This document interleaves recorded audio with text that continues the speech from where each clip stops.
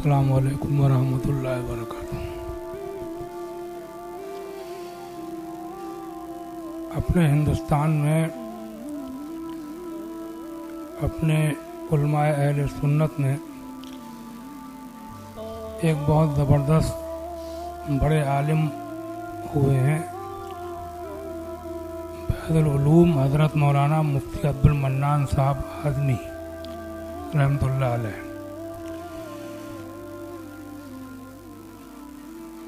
इनको बैदुल उलूम का खिताब दिया गया था, यानी इल्मों का समुंदर। इनकी जो फतावा की किताब शाये हुई है उसका नाम है फतावा बैदुल उलूम। उसकी पहली जिल्द में सफ़ा 311 पर एक फतवा है। किसी ने इनसे सवाल किया कि हुजूर गौस पाक की 11वीं शरीफ मनाना धूमधाम से किन किन लोगों के लिए ज़रूरी है, तो क्या उसके लिए कर्जा लेना ज़रूरी है? तो जवाब में लिखते हैं वो कि हुजूर गौस आज़म की 11वीं शरीफ की फातिहा न फ़र्ज़ है न वाजिब, यानी शरअन लाज़िम ज़रूरी नहीं है, न उसके लिए शरअ में कोई मिक़दार मुतय्यन है कि इतनी हो। वो हुजूर गौस आज़म रज़ियल्लाहु ताला अन्हु से एक हुस्न एतिक़ाद है, इज़हार मोहब्बत। फिर लिखते हैं और इसके लिए कर्जा लेना ज़रूरी नहीं।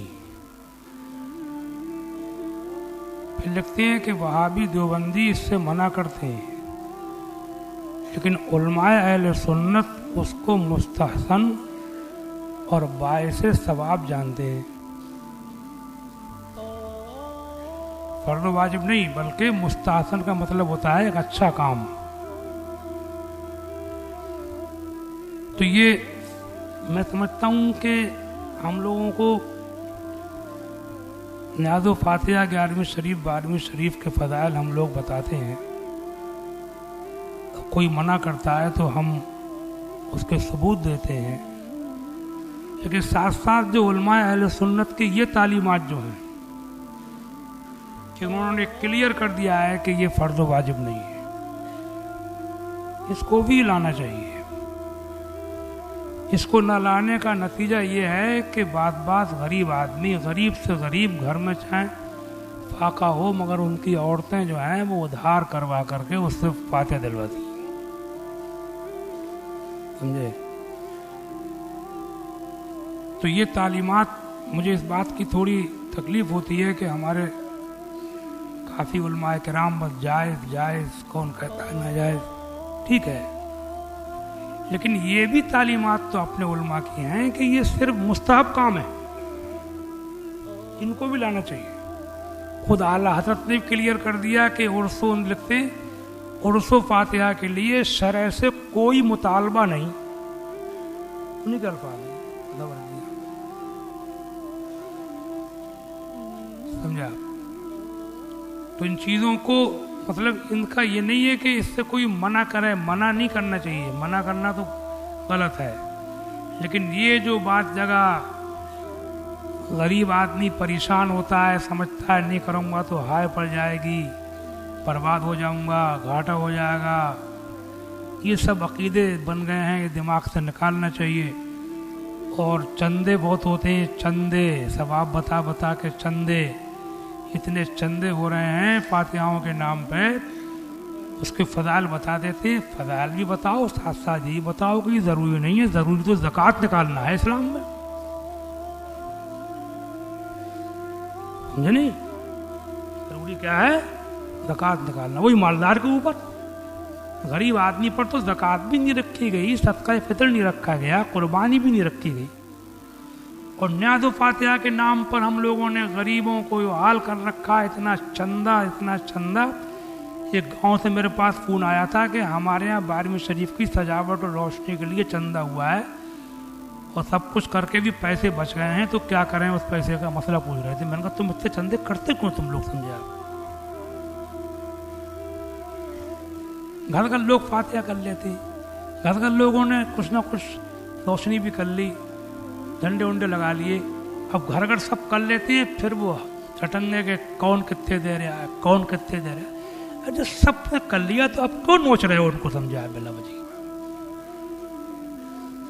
بات گاؤں کے تو یہ حالات کر دیے ہیں کہ 200 300 غریب مسلمانوں کے گاؤں اور لاکھوں لاکھ روپے اس میں خرچ کر دیتے ہیں، فضائل بتاتے رہتے ہیں، اتنا ثواب اتنا ثواب اتنا ثواب۔ ٹھیک ہے ثواب ہے، لیکن ساتھ ساتھ یہ بتاؤ کہ ضروری نہیں ہے۔ اور سب سے بڑی بزرگوں سے حضور سے محبت یہ ہے کہ غریبوں سے بجائے لینے کے غریبوں کو دیا کرو، یہ بڑی بات ہے۔ سمجھا آپ؟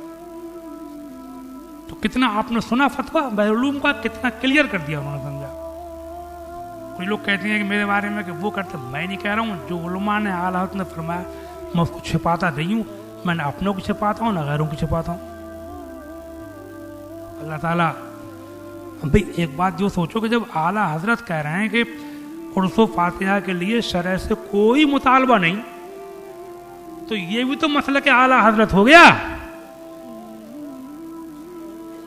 مسلک اعلیٰ حضرت صرف فاتحہ کے نیاز کے فضائل بتانا نہیں رہا، بلکہ اس کے ساتھ ساتھ یہ بتانا بھی مسلک اعلیٰ حضرت ہے کہ عرس و فاتحہ کے لیے شرع سے کوئی مطالبہ نہیں، کوئی کرتا ہے تو ثواب ہے اور کوئی نہ کرے اس کو برا نہ جانتا ہو تب بھی اس پر کوئی گناہ نہیں ہے، خاص طور سے غریب آدمی۔